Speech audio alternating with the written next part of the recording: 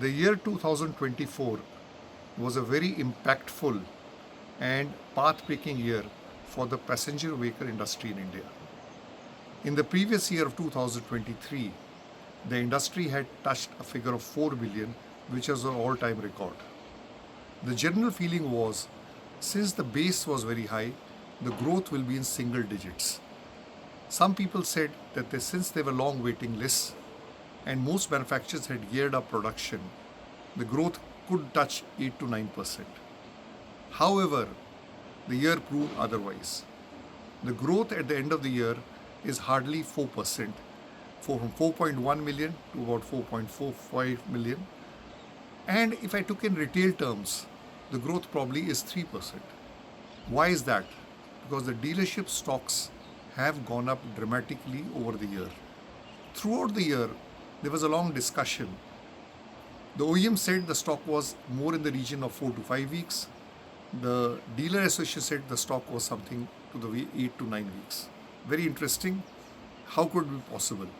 I was remembering the most hit movie of the year, Ladies Lapata, which is India's entry to Oscar. If I have to say the tussle which was between the OEMs and the dealer association, I would call it stocks Lapata.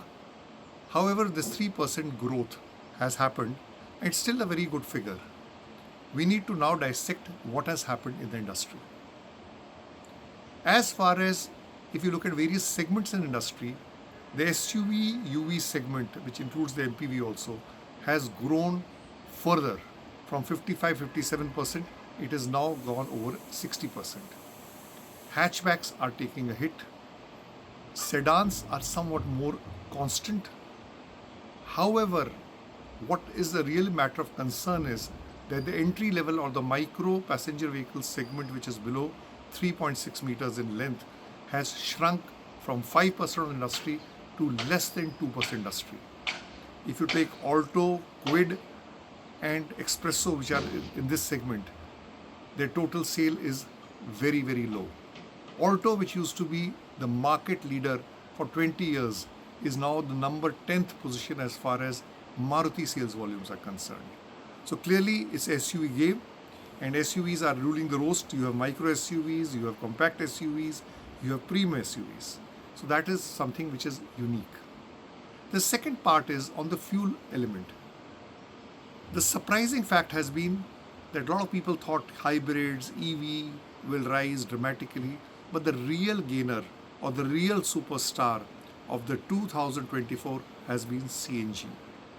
Whereas the industry has grown by 3% or 4%, CNG has grown by 35% and contributes 18% of the passenger vehicle market, which is equivalent to diesel.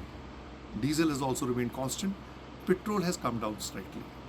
But the interesting part is there were a lot of expectations rising as far as EVs were concerned. And general impression was it could go to 4 to 5%. But the penetration of EVs in passenger vehicles for the entire calendar year is more in the region of 2.5%. Hybrids are 2%. And there's been a long debate nowadays, hybrid versus EV. This we will see how it pans out. That's the way the industry has behaved. If we look at company-wise, the top 6 companies, which includes Maruti Suzuki, Hyundai, Tata Motors, Mahindra, Toyota and Kia, they contribute 92 to 93% of the passenger vehicle market. The other 7 manufacturers from numbered 7 to 13 is hardly 7%. One interesting thing has been that since the industry has not grown, but there are 2 companies, in spite of the 3 to 4% growth, have grown very sharply. Toyota is one, which is 35% growth. Mahindra is the other, which has a growth of 24%. Reasons very obvious. Toyota is riding on the Innova Crista, the hybrid, and the Maruti badged vehicles which are sold through Toyota. And Mahindra's, all the SUVs in their portfolio are firing full cylinders. So that's the way the industry is behaving at this point of time.